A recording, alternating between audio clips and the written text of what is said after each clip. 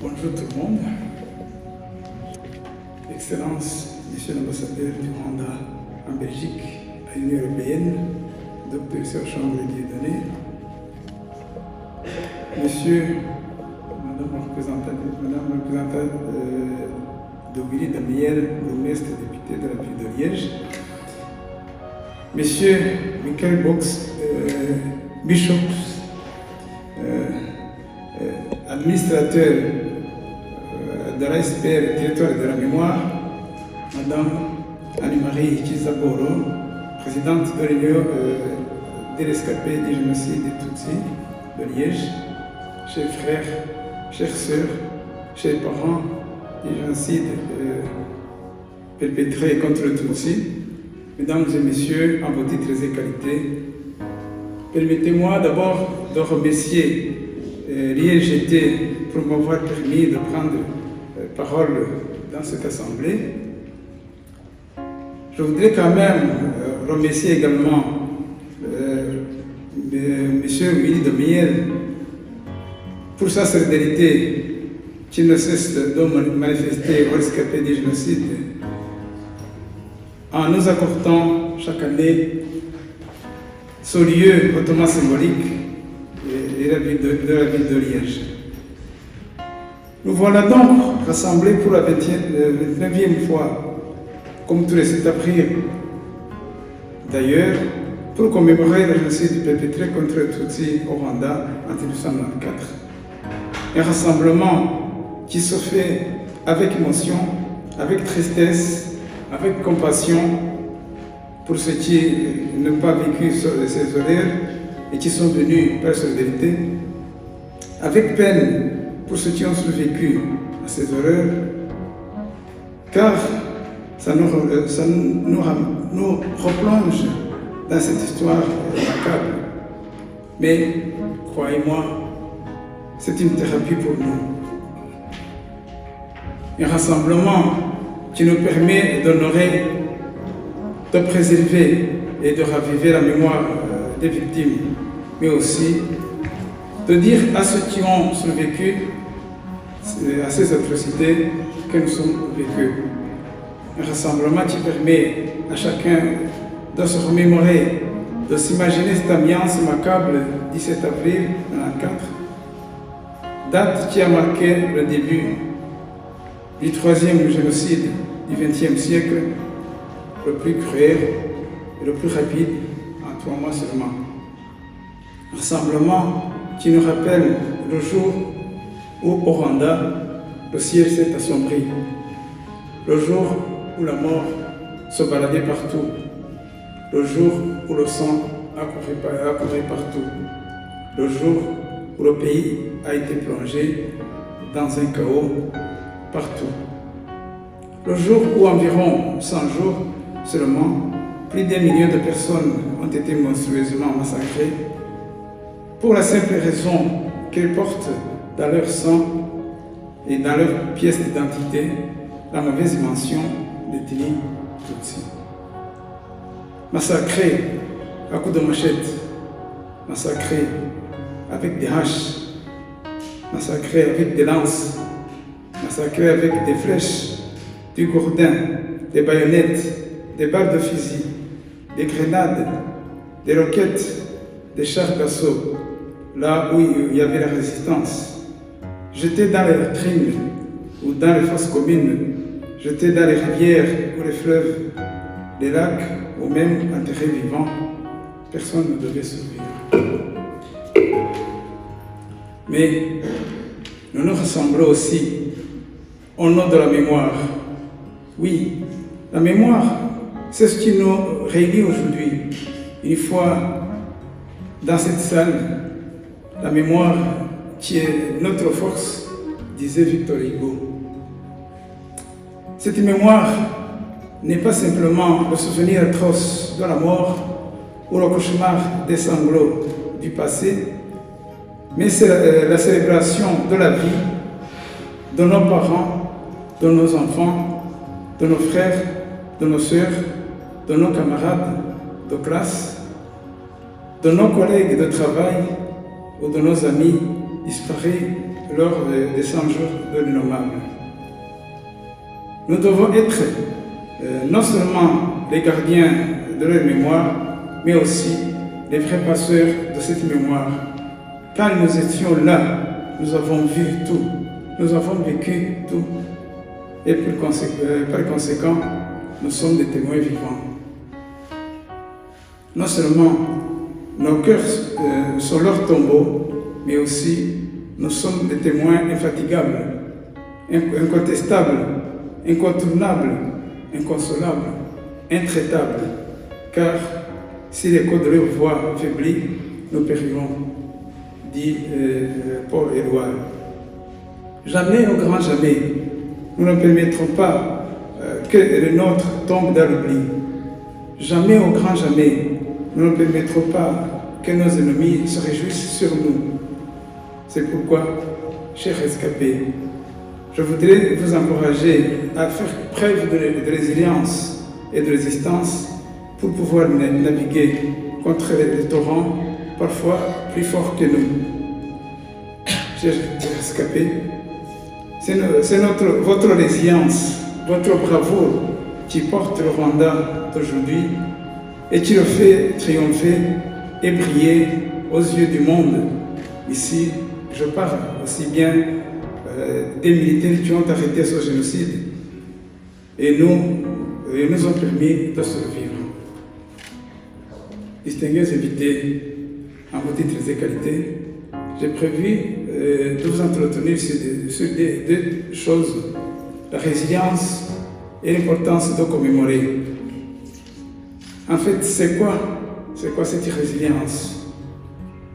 La résilience, c'est d'abord et son mot, de par son histoire et ses enjeux. Il n'y a pas une seule définition parmi les scientifiques, mais plusieurs: physiques, sociales, psychologiques, psychanalytiques et même médicales et environnementales. Ici, je vais l'utiliser dans le sens de Julius Segal, l'un des pères de la résilience, et qui est de donner du sens aux épreuves traversées. Boris Cyrulnik, psychiatre, psychanalyste et neurologue, éthologue, nous dit que la résilience, c'est l'art de naviguer dans les torrents, c'est le ressort de ceux qui avaient reçu un coup et ont pu le dépasser. Ou encore, c'est ce que nous faisons de ce qui nous arrive, un désespoir ou une gloire. La résilience désigne donc psychologiquement, au premier abord, la capacité de résistance à des chocs ou des traumatismes, etc. Comme le dit si bien Boris Cyrulnik dans son livre, c'est un processus qui nous permet de connaître nos souffrances. Le génocide, dans notre cas évidemment. C'est un processus de réparation du soi qui mobilise les capacités d'adaptation par l'intermédiaire notamment des mécanismes de défense. De notre côté, c'est aussi la capacité de réussir à vivre et à se développer positivement de manière socialement acceptable en dépit du stress ou de la diversité qui comporte normalement le risque grave d'un issue négatif. La résilience est donc cette capacité de rebondir après un traumatisme, cette capacité de se remettre de ses blessures, cette capacité de réapprendre à vivre normalement, cette capacité de naviguer à contre-courant si nécessaire. Quand je dis contre-courant, ici je pèse mes mots. Ce que je dis ici comprend aussi le courage de contrer ou dénoncer toute initiative qui va à l'encontre de notre mémoire, peu importe son origine. Il ne faut pas avoir peur de s'opposer à qui que ce soit pour préserver notre mémoire des vautours qui lorgnent toujours en attendant la moindre distraction pour enlever les poussins. Vous savez que chaque année au Rwanda, surtout pendant les périodes commémoratives, les rescapés sont harcelés, terrorisés, assassinés sauvagement, ou bien leurs biens sont détruits dans le but de leur faire peur exactement de la même façon pendant le génocide. Et dans cela, Boris Cyrulnik nous recommande la solidarité, qui dans tout le monde doit participer, le voisin doit s'impliquer, doit s'inquiéter de l'absence de cette vieille dame.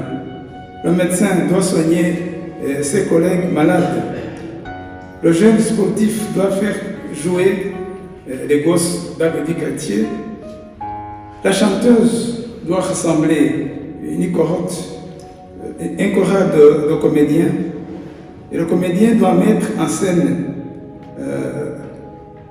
un problème actuel. Et le philosophe doit mettre au monde un concert et le partager. Mais il nous recommande aussi l'optimisme. Il ne faut pas désespérer. Quand un accident de la vie provoque une lacune, elle est réparable. Aucune souffrance n'est irrémédiable.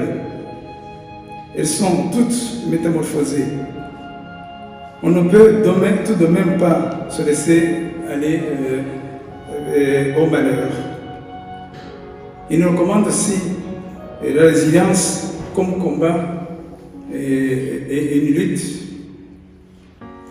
Il ne s'agit pas de naïves promesses de bons jours à venir. Ce n'est pas un chemin facile. Personne ne prétend que la résilience est une recette de bonheur. C'est une stratégie de lutte contre le malheur qui permet d'arracher du plaisir à vivre parmi les murmures de fantômes au fond de la mémoire. Cyrulnik, 1999. Soyez donc les plus forts pour résister aux conséquences de ce génocide. Comme nous l'avons appris, nous l'apprend ce dicton, ce qui ne nous tue pas nous rend forts. Les chercheurs nous proposent 8 clés pour développer ou construire notre résilience. Première clé, accepter la réalité et s'y préparer.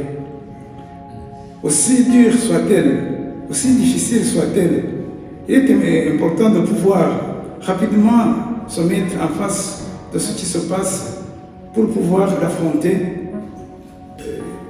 et le traverser. Ensuite, de demander quel est mon degré de liberté dans ce qui est en train de se passer. Concrètement, cela signifie faire l'inventaire de tout ce qui nous est arrivé, mais aussi de ce qui nous conforte, nous le motive, nous apaise, nous régénère lorsque nous n'allons pas bien. Comme le fait de voir ses amis, méditer, marcher dans la nature, s'occuper de soi, se lancer dans un projet, faire un voyage, lire, écrire, prendre telle huile essentielle, se faire masser, aller chez l'acupuncteur, etc. Mais attention, ne pas plonger dans l'alcool, dans la drogue, comme le font certains rescapés. Ça, ce n'est pas une résilience, c'est un suicide. Deuxième clé, c'est identifier l'épreuve et l'accepter. La deuxième clé, qui est associée à l'affrontement de la réalité, c'est de se mettre des mots, c'est de mettre des mots sur ce qui s'est passé, identifier comme une épreuve le plus tôt possible. Ça veut dire en parler soi-même si c'est trop difficile d'en parler à quelqu'un d'autre. D'où l'intérêt des carnets de bord, des cahiers personnels pour coucher les mots sur le papier. Ce qui nous arrive si c'est trop dur pour en parler à quelqu'un d'autre. Mettre des mots sur ce qui se passe permet d'éviter l'enfouissement. C'est ici le livre des témoignages. C'est primordial d'écrire ce qu'on a vécu pendant le génocide. C'est donc en soi une résilience. Mais attention, il ne faut pas surtout confondre acceptation et résilience. C'est pourquoi il est important de garder l'esprit que ce moment que vous vivez est un chapitre difficile du livre de votre vie. Mais il n'est pas du tout le livre. Cette distinction permet de ne pas être happé tout entier dans l'épreuve. Le l'exige en fait, c'est donner dans ses missions d'aider à l'écriture des témoignages, même si pour le moment on n'a pas encore assez de moyens pour le faire et les moyens humains, matériels ne sont insuffisants. Troisième clé, c'est réguler ses émotions et accepter la vulnérabilité. Quelles sont les compétences que j'ai?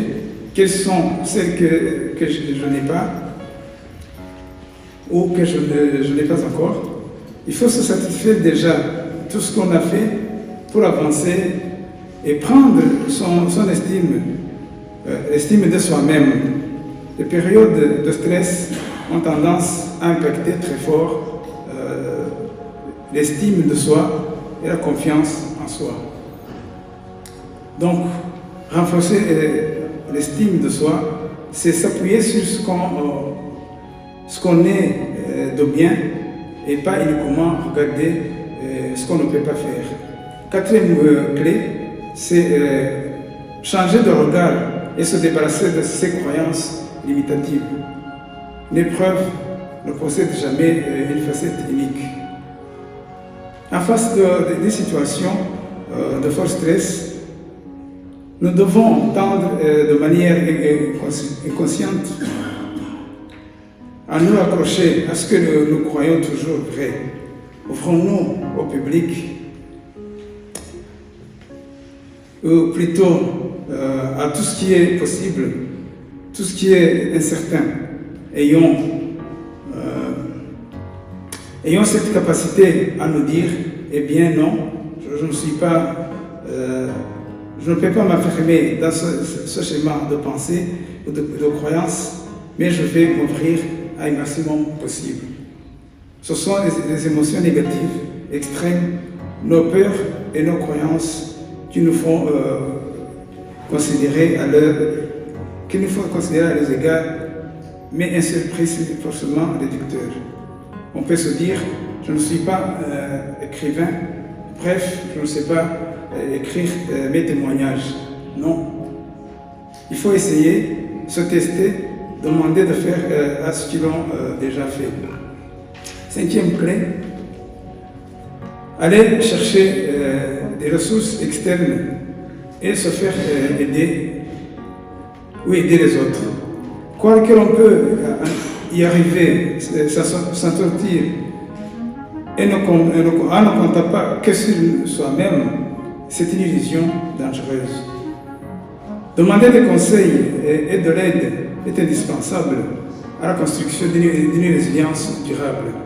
Enfin, pour les épreuves de vie insupportables, de faire s'accompagner par un professionnel, c'est indispensable pour ne pas sombrer. Les deux ressources externes majeures sont l'environnement familial et amical. Allez tisser les relations proches avec des gens qui vous aiment et avec lesquels vous savez que vous serez écouté. Faites en sorte que cet environnement proche de vous porte l'énergie positive. Environnement et professionnel aussi importante. Là encore, il s'agira d'accepter la vulnérabilité et d'accepter d'avoir besoin d'aide. Souvent, les personnes qui ont du mal à se sortir des situations difficiles sont celles qui veulent tout régler eux-mêmes. C'est ici que les psychologues ont leur rôle. Je sais que beaucoup de Rwandais n'aiment pas qu'on leur dise vous avez vu ici en Europe, le moindre difficulté réfère à un psychologue. Pour l'histoire, après le génocide, j'étais à l'université de Liège. J'étais devenu comme quelque chose que je ne sais pas décrire. Quand je marchais dans la rue, je risquais de me faire écraser par des voitures. Mais quand j'ai commencé à basculer dans l'échec, mon professeur de psychologie m'a regardé et il m'a convoqué dans son bureau. Il m'a programmé plusieurs séances de psychologie. Il m'a encadré pendant quelques séances, après quoi j'ai repris confiance en moi-même.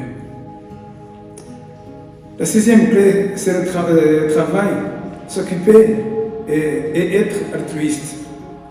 Faire tourner en boucle les pensées focalisées sur un problème, quasiment de l'ordre de réflexe.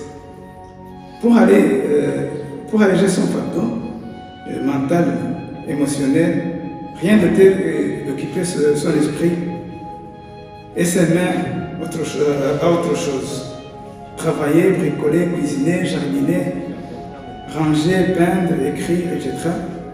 Plus vous serez occupé, mieux vous rechargez vos batteries physiques et psychiques.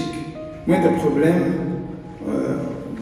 moins votre problème douloureux, qu'il soit-il, occupera tout l'espace. En plus de traverser les périodes difficiles et stressantes, plus la capacité à aider les autres va m'aider à me guérir moi-même. Comme mettre en place un système de générosité, de soutien des autres qui sont encore peut-être plus fragiles que vous ou plus tristes que vous. Appartenir à une association, de donner du temps permet de vivre ces temps difficiles. La chaleur du don apporte énormément le confort à soi et aux autres. Septième clé, c'est bien choisir son entourage, écouter ses émotions.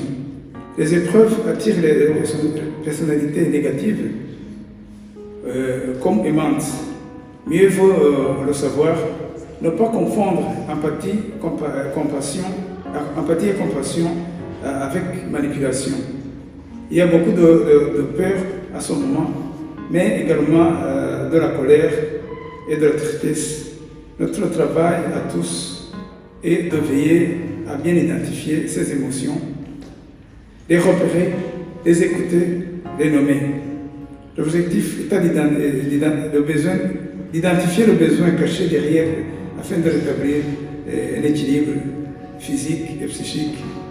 Mais encore faut-il s'écouter. La huitième clé, c'est de faire confiance et vivre le moment présent. Se dire qu'on est vivant, debout, après avoir reçu l'impact d'une épreuve, ici le génocide, je le dis encore, un génocide par ailleurs, c'est en soi une victoire et elle est à célébrer. Cela vaut surtout pour les épreuves qui ne touchent que soi-même, maladie, licenciement et rupture. Il est plus difficile de concevoir, de célébrer le fait d'être debout après la mort d'un être cher.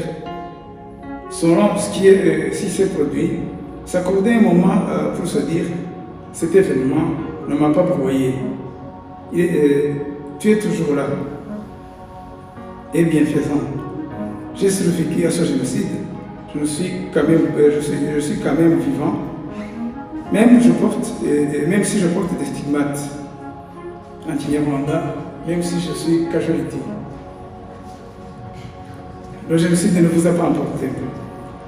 C'est cette attitude qui augmente l'estime de soi et la confiance de soi est plus profitable que celle qui consiste à lutter contre toutes ces forces, contre l'adversité, de manière d'un taureau en charge. Prenez donc le temps de vous féliciter et de vous encourager.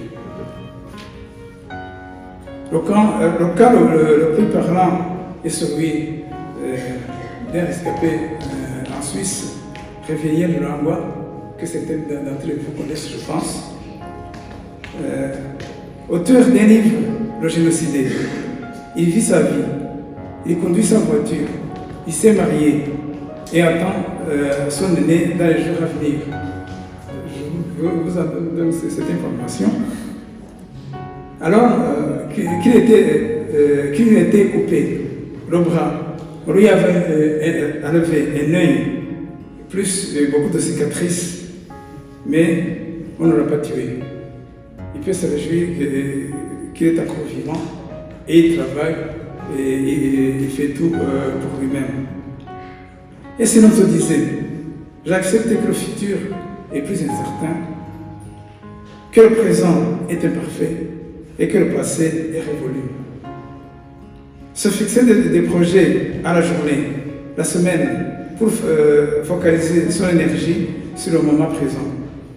De ce fait, la résilience n'est pas une qualité que l'on possède ou non à la naissance, c'est plutôt le développement des capacités personnelles qu'un individu doit faire, dont l'épreuve qu'il a vécue un triomphe et ainsi cicatriser ses blessures. Ne jamais oublier que chacun possède en lui le pouvoir et les solutions qui lui sont salutaires. Il ne suffit pas d'ouvrir cette boîte. Alors, ce qui empêche la résilience en général, Boris Springs nous donne trois points. L'isolement, si on est seul, on a peu de chances de reprendre le développement. On a toujours besoin d'un soutien. Le non-sens révèle l'impossibilité ou l'incapacité à faire un récit de ce qui s'est passé.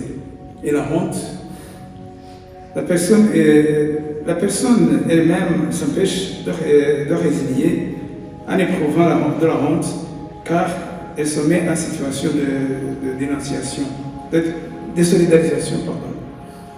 Qu'est-ce qui empêche la résilience dans les cas de génocide perpétrés contre le Tutsi maintenant? Au fond, qu'est-ce qui nous empêche ou bloque notre résilience en ce qui concerne le génocide contre les Tutsi? C'est surtout et globalement, au-delà de toute difficulté personnelle ou individuelle, c'est surtout le manque de justice. Dans un premier temps, nombre très important de génocidaires qui se sont exilés dans les pays voisins ou en Europe et parfois ont changé de religion et pour échapper évidemment de religion, de nom, pour échapper à la justice. Malgré le gacaca, qui est une juridiction traditionnelle, les escapés manquent encore de justice. Puis encore, on nous demande de nous réconcilier avec ces assassins. Son manque de condamnation ou cette insuffisance de la justice pour les responsables du génocide et des atrocités commises pendant le génocide empêche notre résilience. On ne peut pas pardonner le meurtrier de sa famille ou se réconcilier avec lui en sachant qu'il n'a pas été puni ou correctement pour les crimes perpétrés. Aujourd'hui, de nombreux génocidaires ont construit leur vie et des familles dans le monde entier sans avoir jamais été condamnés. Qu'est-ce qui favorise en fait cette résilience dans le cas du génocide contre les Tutsis? Toutefois, de nombreuses actions ont été réalisées et sont encore menées aujourd'hui afin d'accompagner les victimes dans cette recherche de résilience.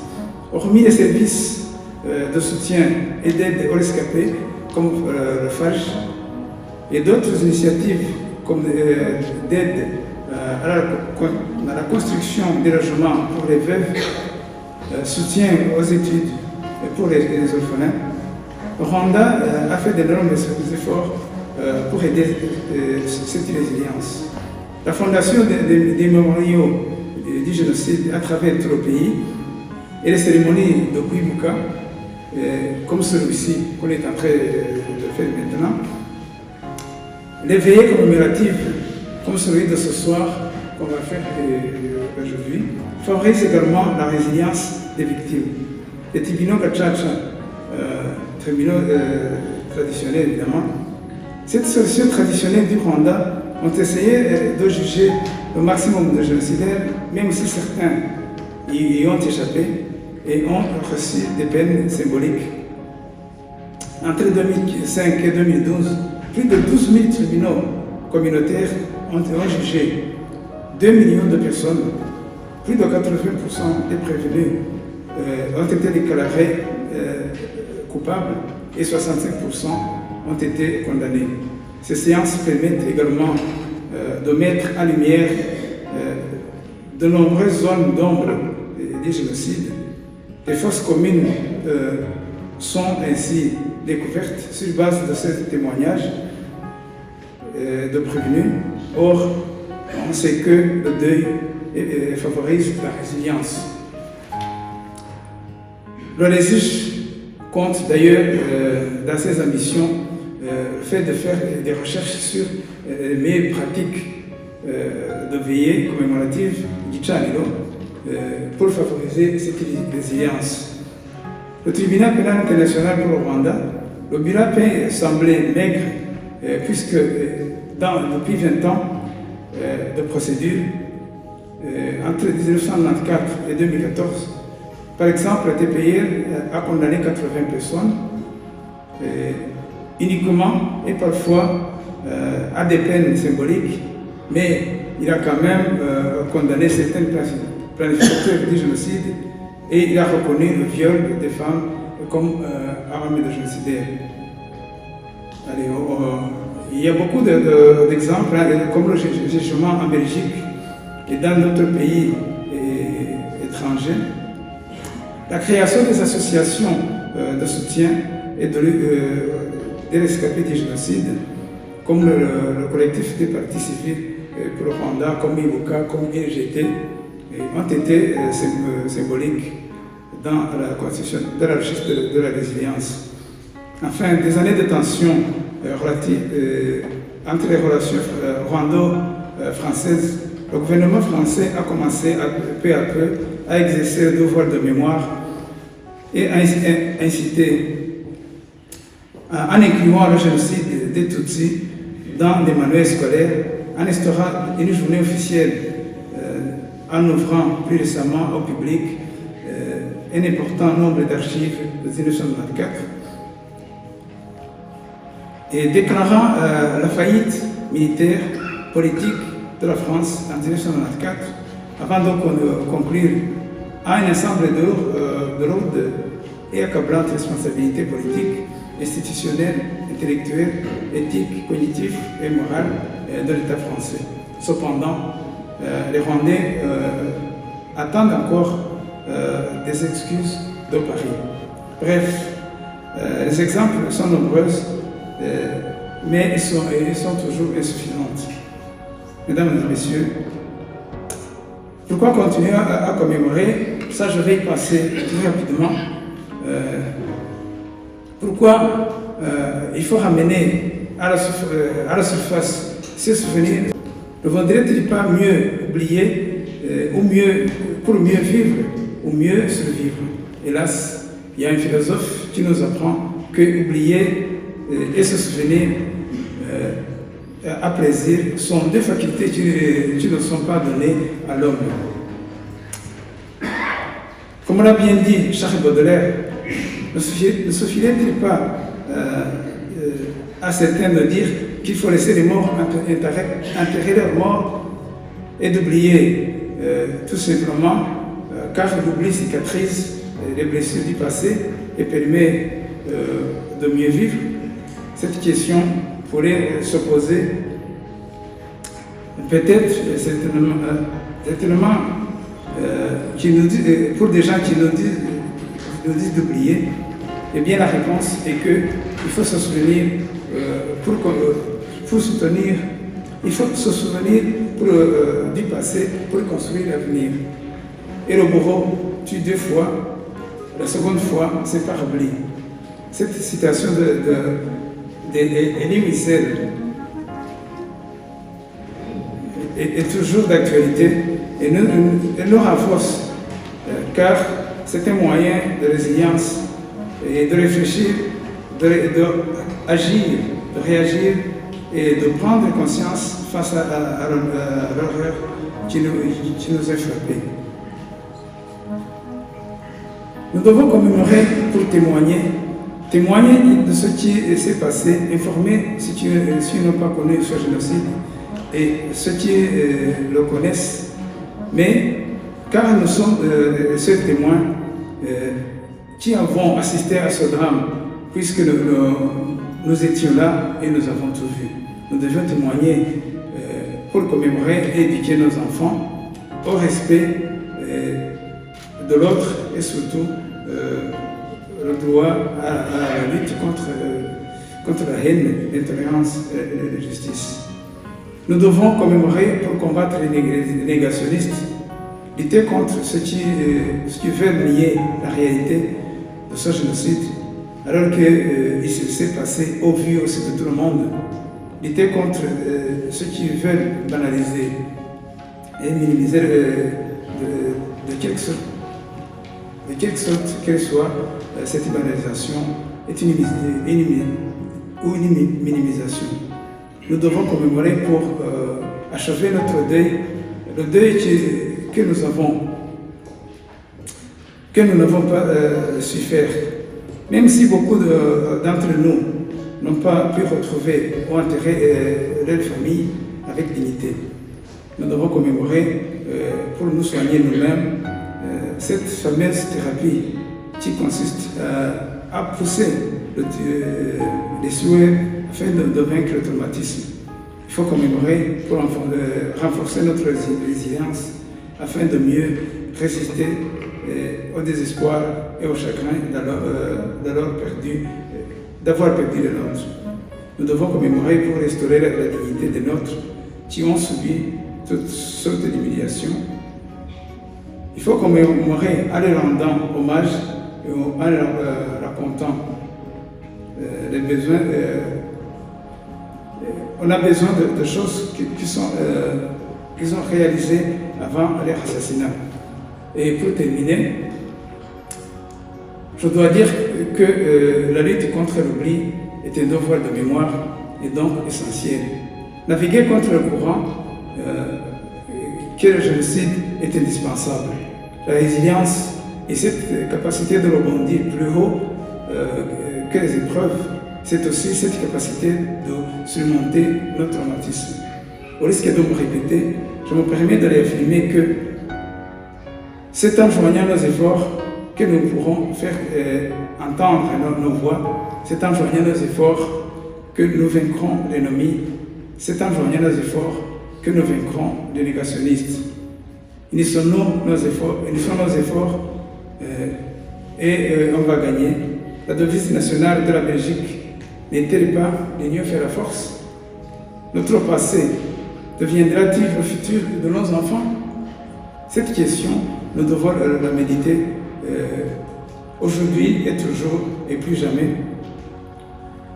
C'est surtout aux jeunes que je voudrais surtout m'adresser. pour leur dire de ne pas oublier le passé de leurs parents, car ils risquent de la revivre. Je voudrais vous souhaiter à vous tous bonne résilience, bonne résistance, car la résistance en a besoin. Que la résilience soit avec vous et avec notre descendance. Je vous remercie.